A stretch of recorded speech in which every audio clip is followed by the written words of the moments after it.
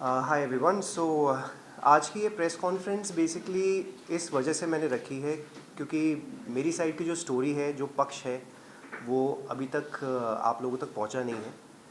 1 जून को जो press conference की गई थी, जो एलिगेशंस लगाए गए, उसके बाद पहली एफआईआर हुई, सेकंड एफआईआर हुई against my parents, brother and me.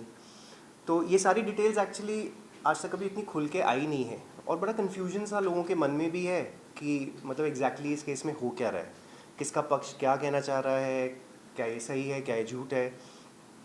Of course मेरे लिए बहुत सारी चीज़ें एकदम से हो गई थी, सो मुझे तो समझ में ही नहीं आया। अगले दिन तो आप लोगों में से कितने लोगों ने फ़ोन किया कि सर आप अपना पक्ष बताइए। मुझे एक्चुअली महीने लग गए टू जस्ट अंडरस्टैंड कि मेरे साथ हो क्या रहा है, क्योंकि जो किया भी गया था उसके पीछे भी बहुत महीनों की प्लानिंग थी। इट वॉज़ नॉट कि एक दिन में आपके ऊपर केस लगाया जाता है। एक केस का जवाब बनाने में, मतलब मुझे देने में अगर 2-2 3-3 महीने लग रहे हैं, तो बनने में कितना टाइम लगता है। और अगर 24 घंटे में आपके पास 3-3 केस रेडी हैं, तो इसका मतलब कि कुछ और हो रहा है। इट इज़ नॉट जस्ट कि आपने सोचा और अगले दिन ये कर दिया। और जिसके साथ अगर ऐसा कुछ हादसा हो, जो FIR 1 में जो झूठा डोमेस्टिक वायलेंस का केस मेरे ऊपर किया गया, रात को ये चीज़ हम लोग पुलिस स्टेशन में है, अगले दिन सुबह प्रेस कॉन्फ्रेंस हो रही है, जिसमें से आप लोगों में से कितने लोगों ने बताया कि हमें फ़ोन करके बुलाया गया इस चीज़ के लिए। तो कौन एक नॉर्मल जिसके साथ अगर ऐसा कोई हादसा होता है, अगले दिन प्रेस कॉन्फ्रेंस के लिए रेडी होता है? मतलब मुझे तो बड़ा डाउट है इस चीज़ में कि मतलब how do you do it. I won't be able to do it. तो I just go sequence wise. पहले वाले FIR के बारे में तो वैसे भी कोई बात हो ही नहीं रही है, जहाँ से इस चीज़ शुरू की गई, क्योंकि उसके ऊपर जो इन्वेस्टिगेशन होनी थी, जो सबूत हैं, जो पुलिस ने इन्वेस्टिगेशन करनी थी, उसका केस जो है वो तो अपने हिसाब से चलेगा ही चलेगा। So I am just going to go little point wise today, because matter is in litigation. सब कुछ मैं आप लोगों को नहीं बता सकता, बट हाँ कुछ चीज़ें मैं अब कह सकता हूँ क्योंकि ये कोर्ट में लगा दी गई हैं पिछले महीने। ठीक है। जो हमारी सेकेंड FIR हुई थी अगेंस्ट मेरे मम्मी पापा, मेरे छोटे भाई के अगेंस्ट, मेरे अगेंस्ट, ये काफ़ी कन्फ्यूजन एक क्रिएट किया गया है। हाँ नहीं, ये धाराएं ना करण के ऊपर लगाई थी, ये धारा ना निशा ने पेरेंट्स के और ब्रदर के अगेंस्ट नहीं लगाई थी। तो कोर्ट ने एक ऑर्डर दिया है एंटीसिपेटरी बेल का। So I am just going to take a help of somebody here to just announce it, because आज मैं वो ऑर्डर लेकर आया हूँ। लोगों को यही कहा जाता है नहीं ये धारा मैंने करण पे लगाई थी, उसके पेरेंट्स के मतलब उनके ऊपर तो लगाई ही नहीं गई है। सो द सेकेंड FIR की मैं सिर्फ धाराएं आपको बता देता हूँ against my father, mother and छोटे भाई की। सो द फर्स्ट धारा is 498A, which is for dowry. 377 बड़ा संगीन वाला ये IPC है। 377 इज़ अननेचुरल सेक्स, जो कि चारों पे लगा है। चारों पे लगने का मतलब है कि हर एक के साथ इंडिविजुअली, मतलब फादर ने निशा के साथ, मदर ने निशा के साथ, एक औरत ने निशा के साथ। I don't understand how that happens. Brother ने निशा के साथ, मैंने निशा के साथ। तो ये 377 सेक्शन लगा है। यहाँ पे बहुत सारी औरतें हैं, so they can also understand this section better. 406, 323 which is a voluntary causing hurt. 504, 506 criminal intimidation, and 34 criminal conduct of IPC. So if I can take your help just to show you this order, because मतलब वैसे भी मैं आप लोगों को ये order नहीं दिखा सकता, but I am just going to, if you can just read, ये क्या नाम लिखे हैं 3? Okay, number 2 is Mrs. Bela Ajay Mehra. My mother, Yeah. Number 3 is Mr. Ajay Mehra. My father, And applicant number 4 is Mr. Kunal Ajay my Mehra. Younger brother. Has इनको been मिली है, anticipatory bail. ठीक है, किन sections में मिली है? And the offence is 498A, section 377, 406, 323, 504, 506, and 34 34 of the IPC of the IPC। following. Yeah. जी, thank you. तो ये ऑर्डर है, ये सारी धाराएं लगी हैं जो मैम ने अभी पढ़ी आप सबके सामने। तो ये धाराएं लगी हैं, तो ये कहना बार बार कि नहीं मैंने उनके पेरेंट्स के अगेंस्ट नहीं किया और सिर्फ करण के अगेंस्ट किया है, तो बेसिकली पेरेंट्स के ऊपर लगाया क्या गया है? You know, it's a very confusing thing. और अगर पेरेंट्स के ऊपर धाराएं नहीं लगाई हैं, तो फिर एंटीसिपेटरी बेल उनको कैसे मिली है और क्यों मिली है, क्यों दी गई हैं? जब धारा ही नहीं है तो फिर क्यों आप मांग रहे हैं? ये ज़रा सोचने वाली बात है, क्योंकि क्या होता है ना, एक चीज़ बोल दी जाती है ऑफ कोर्स मीडिया एक माध्यम है जहाँ से हम एक बात लोगों तक पहुँचा रहे हैं, बट एक परसेप्शन बड़ा जल्दी से क्रिएट हो जाता है बिकॉज आज हमारे पास सारे हथियार हैं। मतलब इंस्टाग्राम है, इधर है, यहाँ पोस्टिंग होती है, वहाँ एक अपना कमेंट आ जाता है, हज़ारों लाखों की तादाद में हम लोग चीज़ें बोल देते हैं। बट अभी तक मैंने अपना पक्ष तो बोला ही नहीं।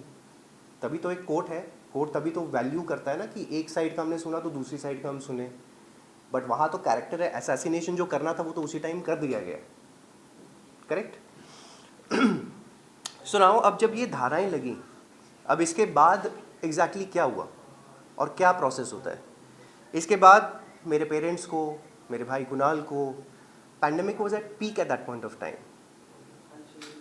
पैंडेमिक बहुत ज़्यादा पकड़ा हुआ था, उसने अपना grip in the month of June.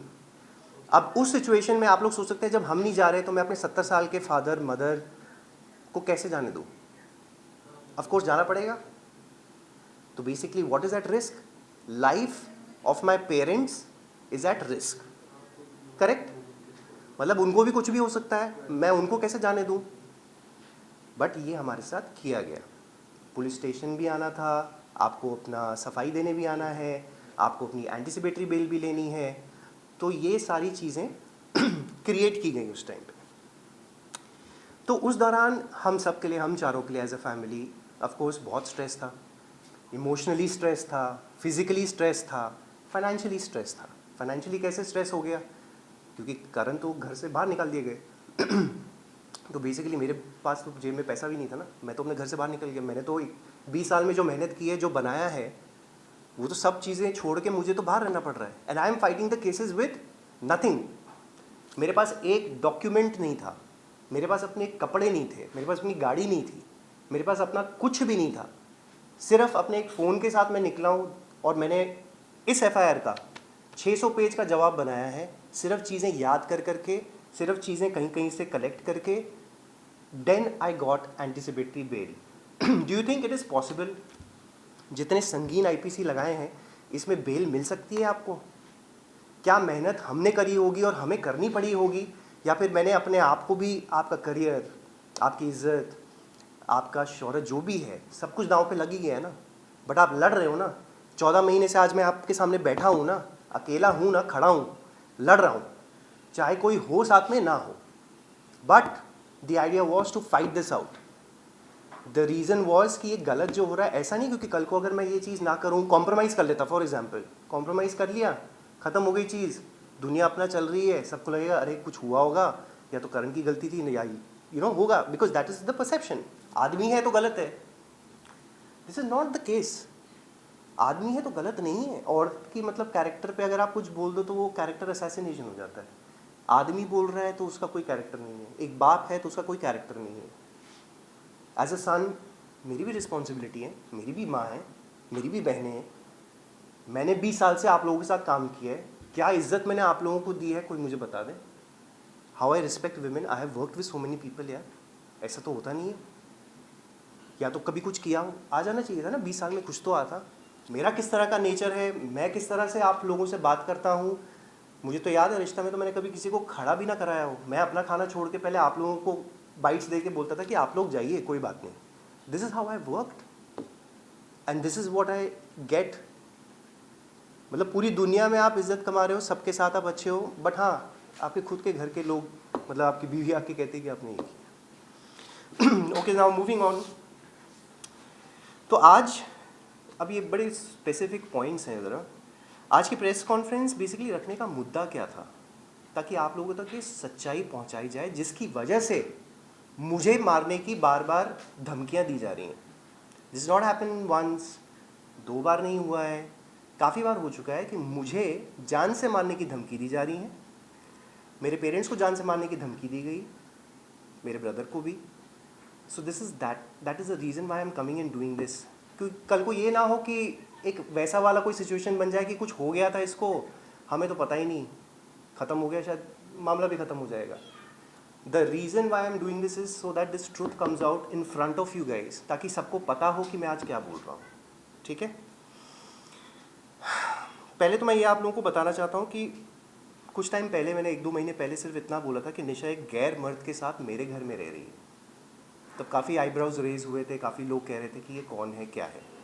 आज ये सबूत कोर्ट में पेश हो गए, ये सबूत मेरे लॉयर्स ने कोर्ट में लगा दिए हैं, इसलिए मैं इसके बारे में बात करने जा रहा हूँ। और ये प्रेस कॉन्फ्रेंस भी बेसिकली सबूतों के बिना पे हो रहा है, तो अदरवाइज़ ऐसे ही हवा में बोलने में तो काफ़ी लोग बोलते ही हैं। सो निशा रावल, जिनका अभी तक डिवोर्स हुआ नहीं है, it is in the process, अभी हुआ नहीं है, we are still contesting it in court. So उनका एक अभी करंटली एक्स्ट्रा मैरिटल अफेयर चल रहा है विद रोहित साटिया। अब रोहित साटिया कौन है? कुछ लोग जानते हैं रोहित साटिया कौन है। बेसिकली रोहित साटिया वो शख्स है जो निशा के मुंह बोले भाई हैं। 14 साल तक ये आदमी मेरे सामने निशा से राखी बंधवाता रहा। हमारी शादी में इसने कन्यादान किया है। So can you imagine the level of relations that we are showing to the world. मतलब आप एक तरफ भाई बहन का रिश्ता है, एक तरफ कन्यादान आप कर रहे हैं, लेकिन she is having an extra marital affair with Rohit Satia, और इसका सबूत हमने कोर्ट में डाल दिया है। अब ये बात ऑफ कोर्स मैं पहले आप लोगों तक नहीं पहुंचा सकता था because I didn't have proof. अब एक चीज़ जैसे अब मेरे साथ हुई थी पिछले साल, करेक्ट, उस टाइम पे मैं आगे आके अगर ये चीज़ बताऊं तो कैसा लगेगा? Suddenly the perception again goes कि अरे इसके ऊपर लगाई ये चीज़ें तो अब शायद ये ऐसा बोल रहा है, और देखो भाई बहन के लिए बोल रहा है, which is a very normal thing. तो I didn't raise that question. मुझे 14 महीने लग गए हैं सबूत इकट्ठा करने में। 14 months it's taken for me. एक एक चीज़, एक एक इवेंट, एक एक सबूत वहाँ से लेकर आओ, इससे बात करो, दोस्तों ने कुछ बताया, इसने कुछ बताया, कुछ चीज़ें हार्ड एविडेंस आपके पास आ जाती हैं, ये सारे सबूत इकट्ठे किए गए। It's taken a lot of effort from my and.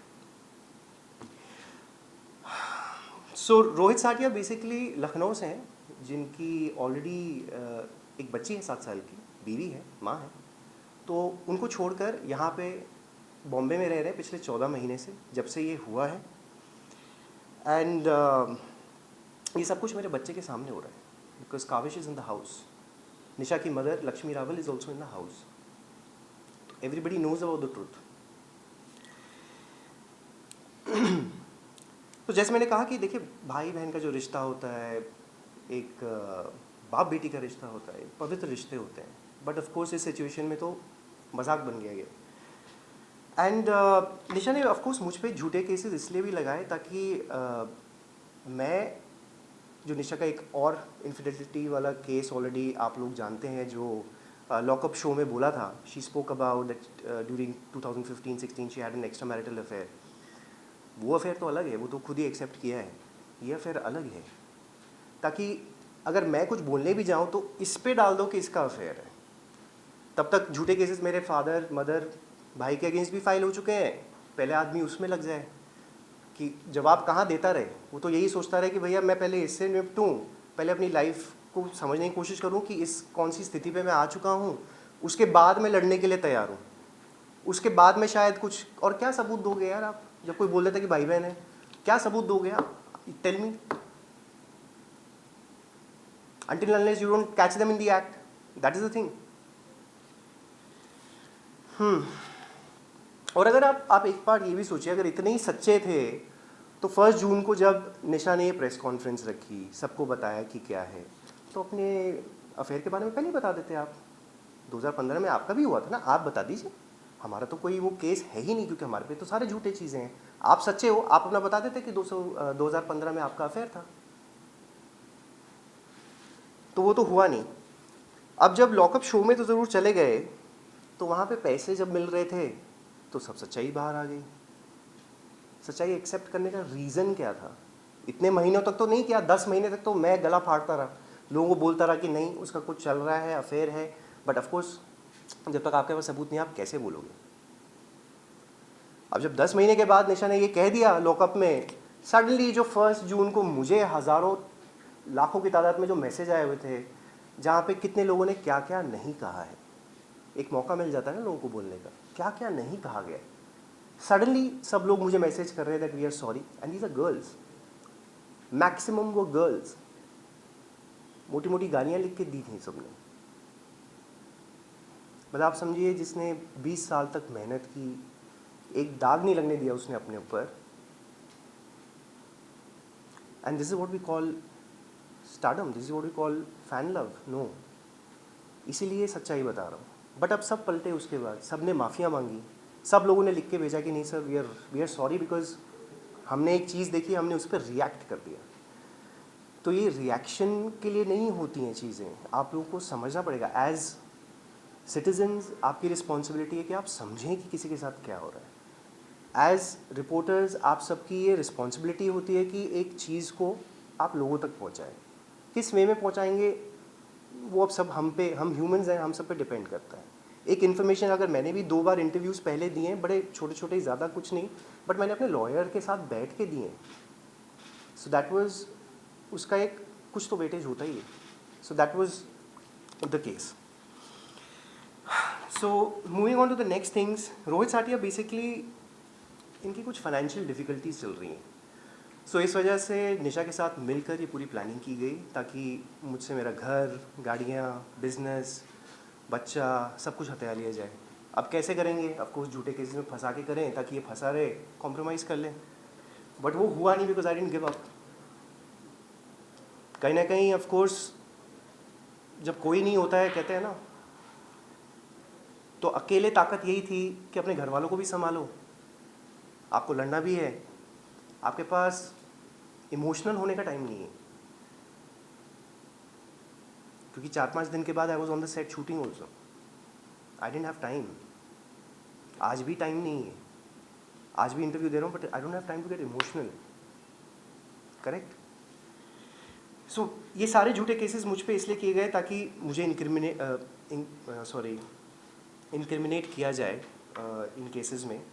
मेरे मदर फादर्स पे अलग प्रेशर, कुणाल पे अलग प्रेशर, ब्लैकमेल किया गया थ्रू द डिमांड्स जो बना, मतलब मांगी जा रही थी कि हमें ये चाहिए। ऑफ कोर्स थ्रेटन किया गया। काविश को as an emotional weapon use बहुत किया जा रहा है, बट उसके लिए भी you have to be strong. I can't think of Kavish right now, जहाँ भी है ठीक है, बट कल को जब होगा उसके बारे में बात करेंगे। सो और जैसे मैंने कहा, तो मेरा घर, बिजनेस है जो ऑफ कोर्स निशा के नाम पे था, इसलिए वो हथिया लिया गया। हर चीज़ में ऑफ कोर्स मेहनत लगी है, पैसा मेरा लगा है, मेहनत मेरी लगी है, सालों की मेहनत है। घर, गाड़ियाँ, बच्चा, सब कुछ अपने पास जब्त करके ये लोग बड़ी आसानी से बैठ गए। और ये क्यों हो पा रहा है, आगे के कुछ स्टेप्स मैं आपको बताता हूँ। रोहित साटिया ऑफ कोर्स शराब भी पीते हैं, चेन स्मोकर भी हैं, और गुटखा, पान, ये सब ऐसी चीज़ें कुछ खाते हैं। और ये सब चीज़ें के बीच जो आदतें इसकी हैं, काविश, मेरा 5 साल का बेटा, is staying with this guy. मतलब मैंने ये चीज़ें शुरू ही नहीं की होगी ज़िंदगी में, तो एज अ फादर मतलब मैं क्या कहूँ अभी आपको कैसा लगेगा? हाँ, और इसी वजह से now I am fighting for the custody of my child, कि मुझे काविश चाहिए एंड वो मेरे साथ रहे, एंड उसकी विजिटेशन राइट्स जब तक ये सॉल्व नहीं होती चीज़ें, I want those visitation rights. Kavish का एक्सेस नहीं है मुझे, लेकिन हाँ, रोहित साटिया के पास ऑफकोर्स टाइम है। 2 birthdays I missed, 14 June is birthday, ठीक है, but Rohit Satiya you can see in the pictures, photo खिंचाते हुए उसके साथ। तो ये चल रहा है। रोहित साटिया की, जैसे मैंने कहा, खुद फैमिली है, बच्ची है 7 साल की, जो कि काविश को राखी बांधती है, माँ है, वाइफ है, end of course I have respect for them because मैं उनको सालों से जानता हूँ। Correct? And I feel very sorry because जो सच्चाई है हम सबको पता है। ऐसा नहीं कि उनको नहीं पता, सबको पता है, बट इसमें 2 बच्चे इन्वॉल्व।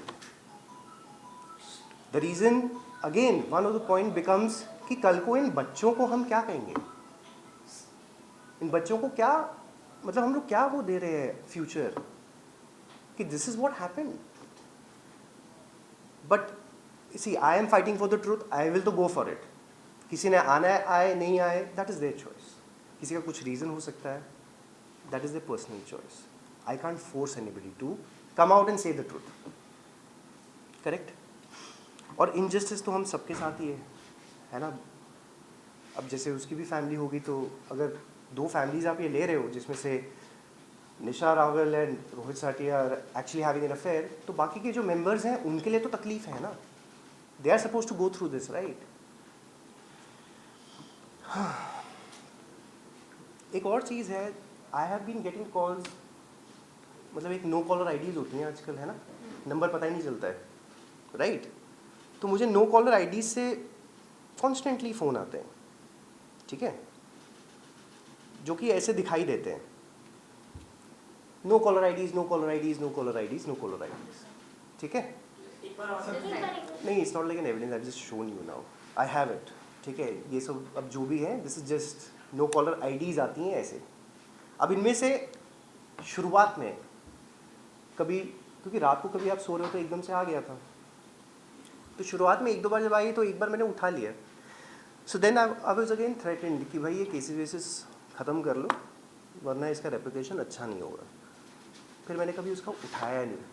देखिए, बिकॉज कल को कुछ मुझे हो जाए या मेरे मदर पेरेंट्स या कुणाल पे किसी तरह का कुछ किया जाता है उनके साथ, ये आप लोगों को पता होना बहुत ज़रूरी है. ये लॉ इन्फोर्समेंट को पता होना बहुत ज़रूरी है. जितनी बार थ्रेट्स हुई हैं, I have actually emailed the commissioner of police Bombay, joint commissioner of police Bombay, Goregaon police station, सबको टाइम टू टाइम मैंने बार बार ईमेल्स लिख के ये चीज़ें डाली हैं. Police also knows, my I also know, they have been informed again and again. Threat levels किस तरीके के हैं उनके बारे में भी मैं आपको आगे बताता हूँ. So Rohit Satiya is, I think, little politically connected. तो अभी जितने भी हमारे FIRs हैं, FIR 1, FIR 2 में काफ़ी पॉलिटिकल प्रेशर यूज़ किया जा रहा है. So I been fighting that also. So Nisha has actually gone ahead, called and threatened a witness of mine. ये रिपोर्ट हम ऑलरेडी गोरेगांव पुलिस स्टेशन में सबमिट कर चुके हैं. Nisha Rawal and Rohit Satiya have gone personally to IDBI bank Andheri east, जहाँ पे हमारा housing loan है.